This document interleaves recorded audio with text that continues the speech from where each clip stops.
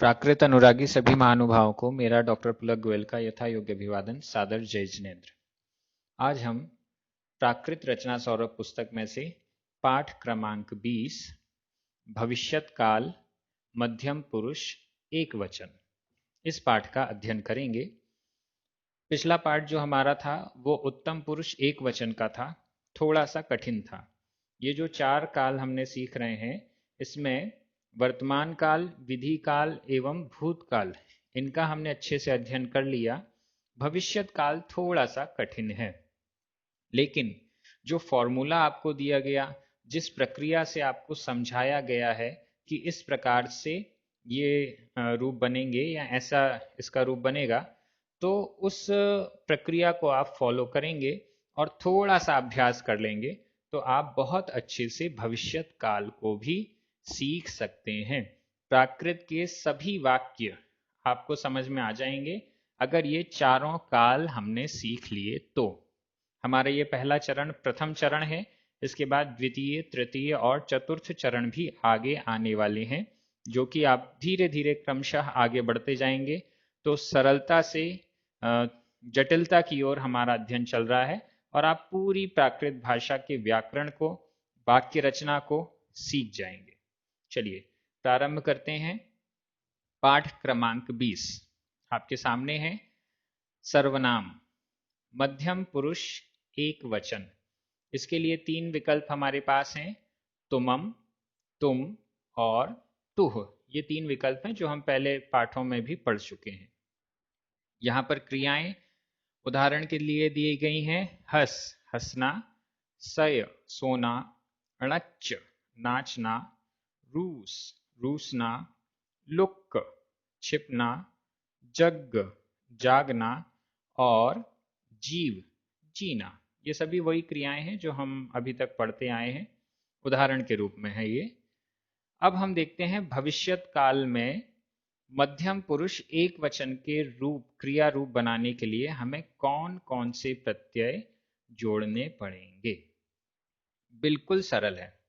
कल का पाठ आप थोड़ा सा याद कीजिए।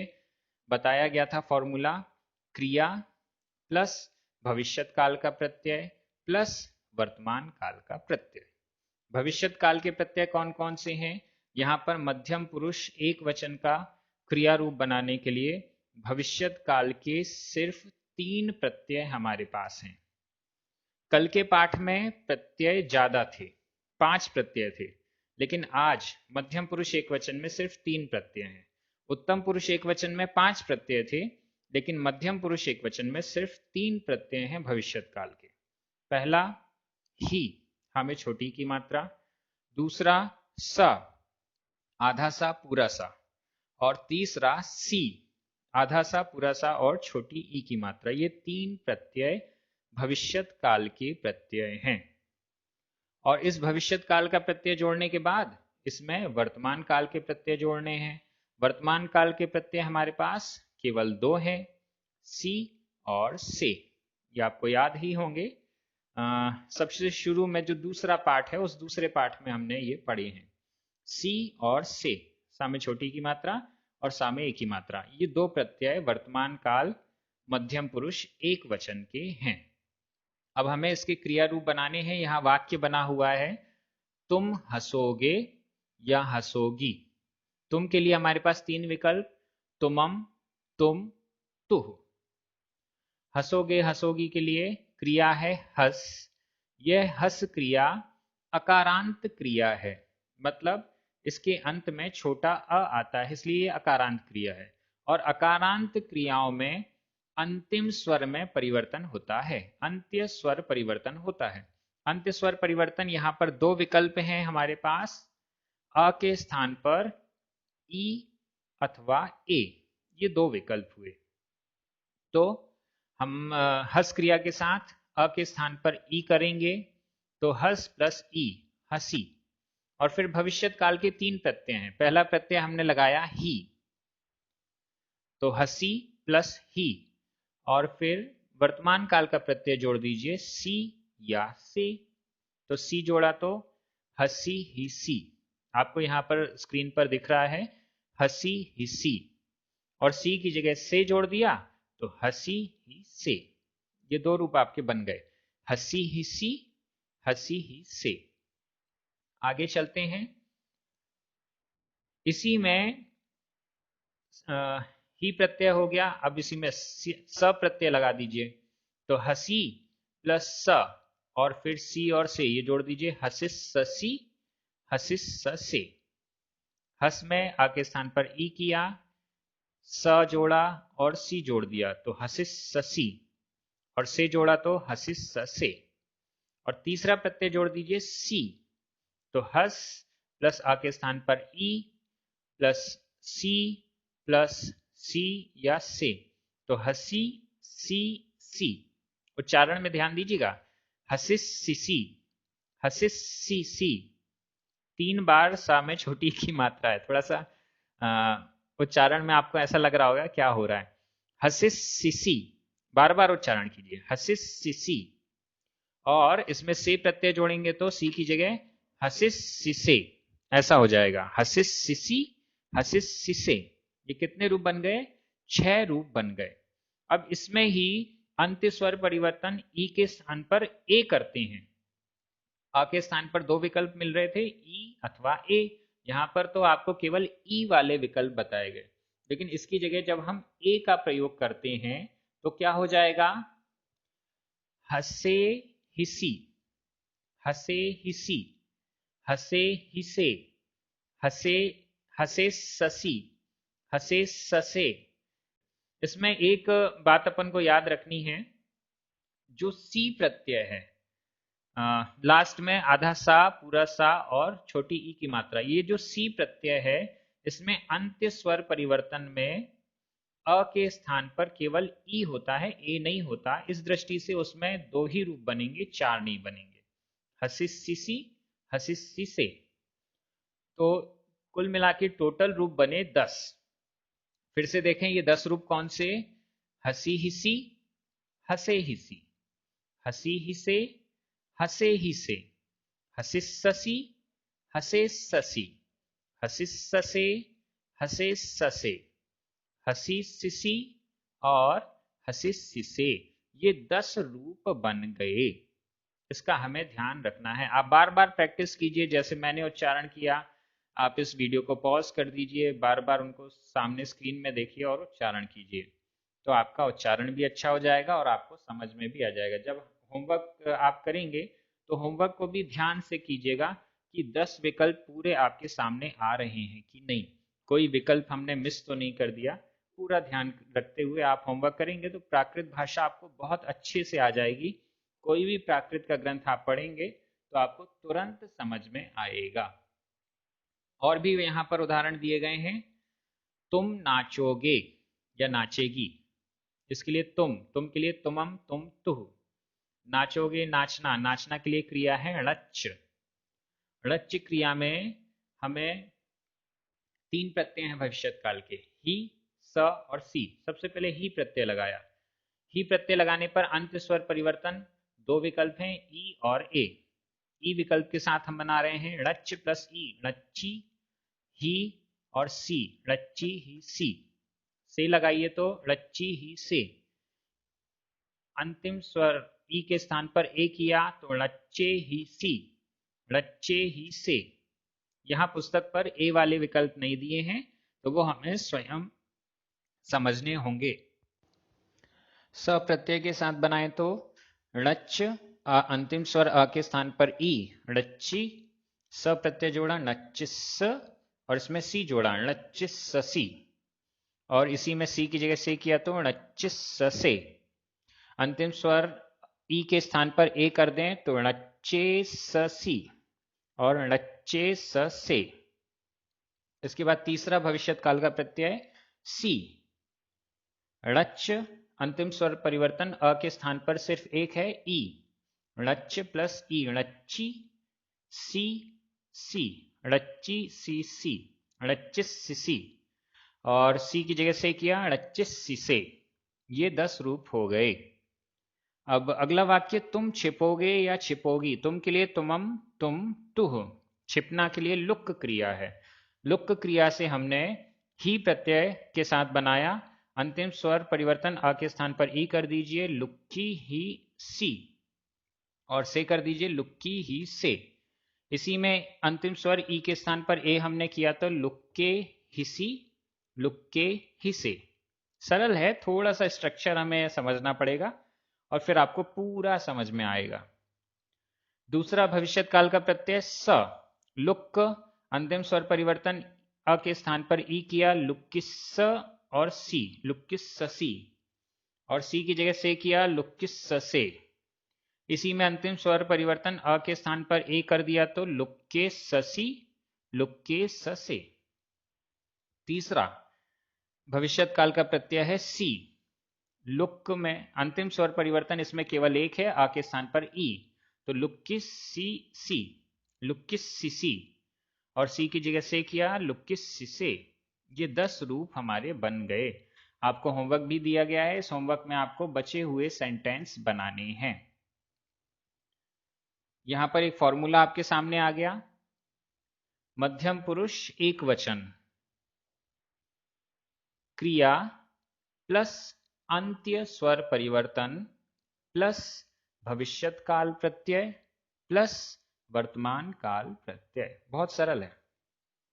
इसमें 2 प्रकार से रूप बन रहे हैं, क्योंकि भविष्यत काल के प्रत्यय 3 हैं, ही, स और सी। इसमें ही और स, इनमें तो अंत्य स्वर परिवर्तन में 2 विकल्प हैं, अ के स्थान पर ई और ए, तो इसको एक साथ कर दिया। और तीसरा जो विकल्प है सी, इसमें अंत्य स्वर परिवर्तन अ के स्थान पर केवल एक है, ई, तो उसको सेकंड पॉइंट बना दिया। तो हमारे पास 2 फॉर्मूले तैयार हुए हैं, हस प्लस अ के स्थान पर ई अथवा ए प्लस ही ऑब्लिक स प्लस सी ऑब्लिक से। दूसरा फॉर्मूला है हस प्लस अ के स्थान पर ई प्लस सी ऑब्लिक से। अब इसको हम सॉल्व करते हैं। हमारे कितने रूप बन रहे हैं टोटल? 10। पहला, हस प्लस अ के स्थान पर ई प्लस ही प्लस सी ऑब्लिक से, तो 2 रूप इसके बने, हसी हिसी, हसी हिसे। इसमें ही हस प्लस अ के स्थान पर ए किया और प्लस सी ऑब्लिक से, हसे हिसी, हसे हिसे।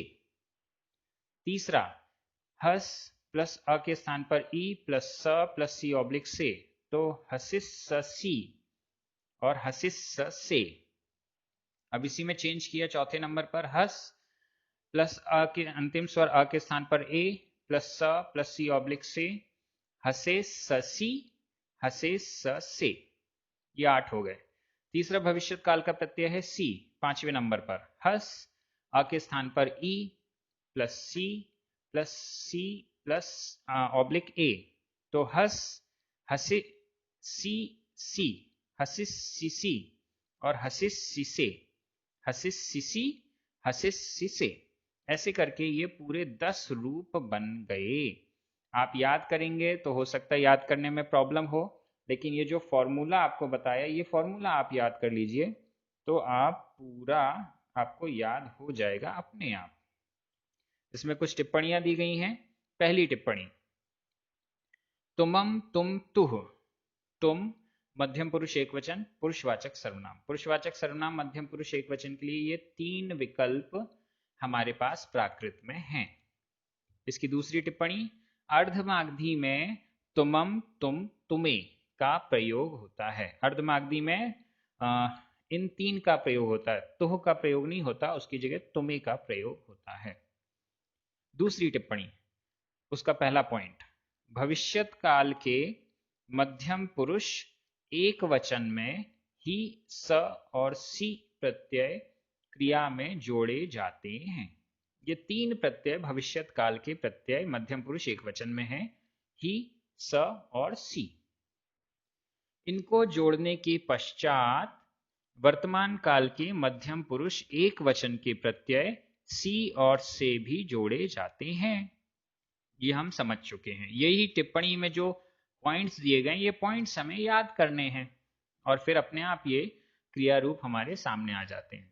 इसकी दूसरी टिप्पणी है, ही और स प्रत्यय क्रिया में जोड़ने पर क्रिया के अंत्य अ का ई और ए हो जाता है। मतलब ही और स प्रत्यय जब जोड़ेंगे तो अंत्य स्वर परिवर्तन दो हैं हमारे पास, ई और ए।